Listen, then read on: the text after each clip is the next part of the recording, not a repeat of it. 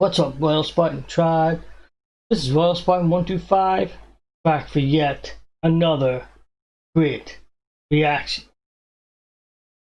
This is UK government debt hits record 2 trillion amid COVID-19 relief effort.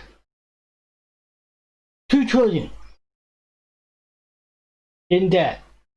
Oh man, it's only like 2 minutes long. 2 minutes and 39 seconds.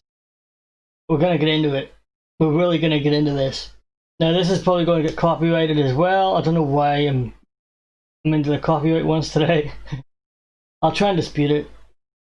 But if you like my reaction, don't forget to like, subscribe, and share this on social media. I will leave links down below to the video and its channel. Check out my links as well. If you want me to react to any video, leave it in the comment section down below, the name of the video and the channel, and I will get to it next time I'm recording. Let's jump in. It's a number so staggeringly large you may never have had to write it down. £2 trillion is the size of the UK's national debt. In fact, it's a little bit more than that, but the extra 4 billion barely seems worth the mention. Well, maybe not to you, mate, but 4 billion is a hell of a chunk of change to me. Yeah, why bother even mention 4 billion? It's 4 billion. Of course you mention it. I almost swore there. 2 trillion, 4 billion in debt? How the hell are we going to get out of this? In large part, it's the measures taken to deal with coronavirus that have suddenly pushed the debt up.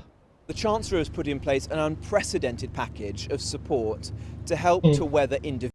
He's got an unprecedented package. Okay,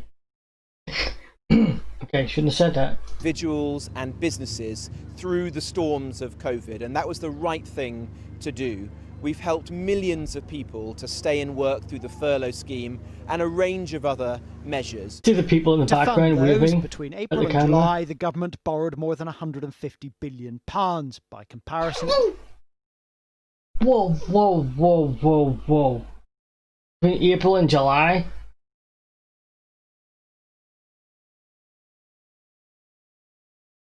That's like what, 4 months?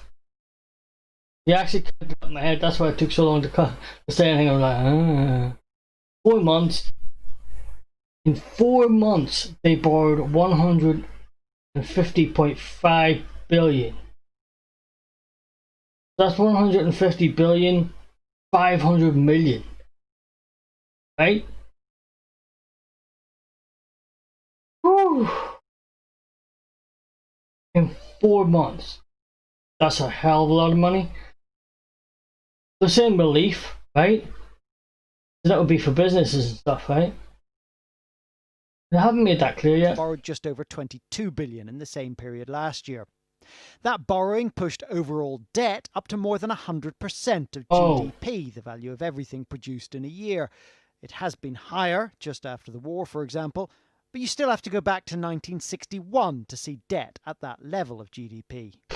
The UK has always been kind of mid-table in terms of its debt to GDP ratio. It's not been a particularly strong performer, but it's not been one of the ones with the highest levels of debt. But if you look over the very long swathe of history, if you go back to 1700, actually we've had debt to GDP ratios exceeding 100% in, getting on for sort of 40% of the time.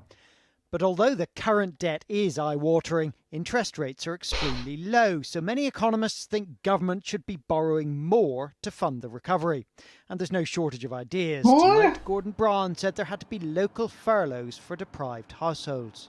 You really need measures, I think, directly to help these families out of poverty, and particularly if they're being asked to stay at home because there's a virus and cannot work. You've got to give them financial support. You can't deny them.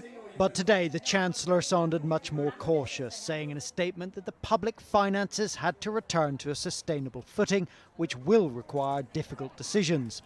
Business groups say it's a bit soon for those. We think having sustainable public finances is obviously very important. However, if we raise taxes, there's very real risk that we could choke off the economic recovery at this time. Yeah. There was a glimmer of good news today. Retail sales figures were better than expected, although it's mostly food and online retailers who are benefiting, with much of the high street still suffering. Yeah. Tell you, I don't know how we're going to get out of this. You know, a lot of businesses have already shut down.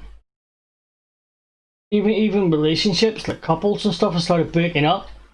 You know, because they're stuck in the house all the time. And, you know, they don't get to go out, with their friends as much anymore. Especially at the start of the quarantine thing. People were just breaking up all around the place because they couldn't stand each other anymore. You're stuck in the house with the same person when you've maybe only been dating for months or whatever, you know, or living together for months. Nah. Okay, that was interesting. That was just like a little personal thing for me. I just wanted to react to this. Okay, if you like my reaction, don't forget to like, subscribe, and share this on social media so it helps me out. And until the next time, I am out of here.